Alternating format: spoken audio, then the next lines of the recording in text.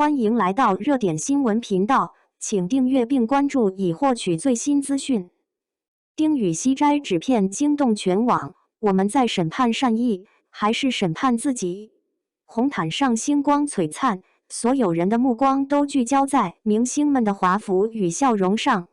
谁也没想到，让微博热搜爆掉的，竟是丁禹锡弯腰从刘宇宁鞋底摘下的一片纸。那1秒不到的动作，被镜头精准捕捉，没有台词，没有眼神交流，丁禹锡只是自然的俯身、摘除、起身，仿佛这不过是日常中再普通不过的小事。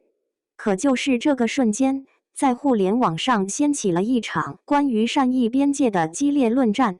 显微镜下的善意到底该不该？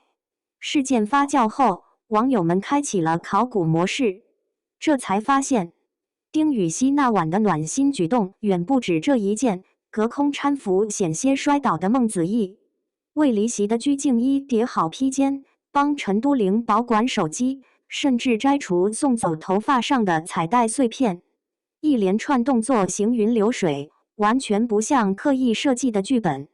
有趣的是，舆论很快分裂成2个阵营，约53%的网友力挺，头上彩带和脚底纸片有区别吗？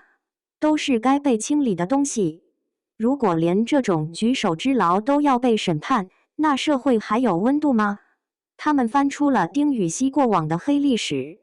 米兰时装周踩水服粉丝，片场救工作人员，证明这或许只是他的一种本能。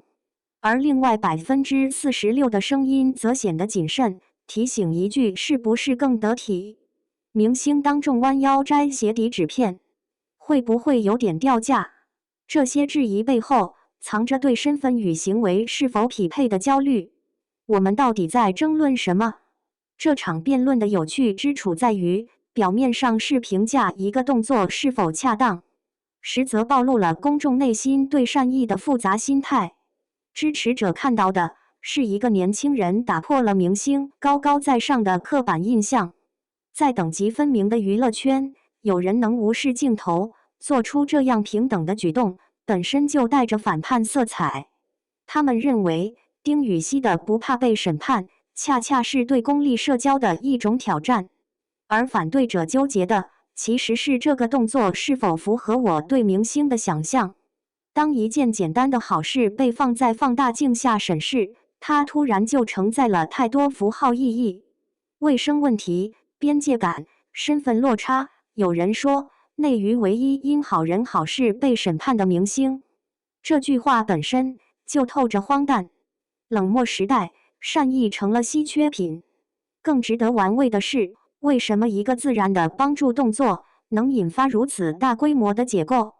有网友一针见血，当刻薄成了互联网的潮流标签，热心反而成了异类。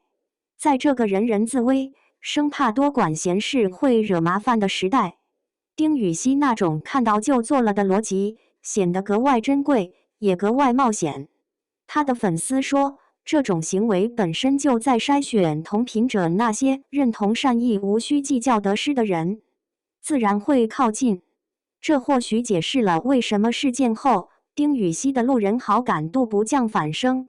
人们疲惫于精心计算的人际往来，突然看到一种不加修饰的真诚，反而被击中了。一片纸片照出了谁的影子？业内观察者注意到，丁禹锡当晚10多个自然互动，反而比许多刻意营销更有观众缘。公众对真实的渴望从未如此强烈。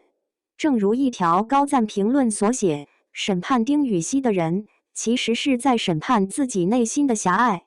当我们争论弯腰的弧度是否得体，纸片该不该亲手摘除时，我们真正在问的或许是，在这个越来越讲究分寸、越来越害怕越界的社会，我们还有没有勇气去做一件单纯的、不求回报的好事？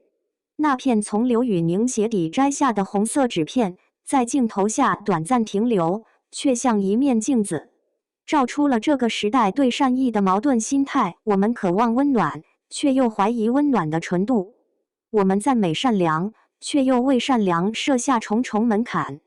也许到最后，问题从来不在丁禹锡该不该弯腰，而在于我们是否还记得，善意本身从来不需要合格证。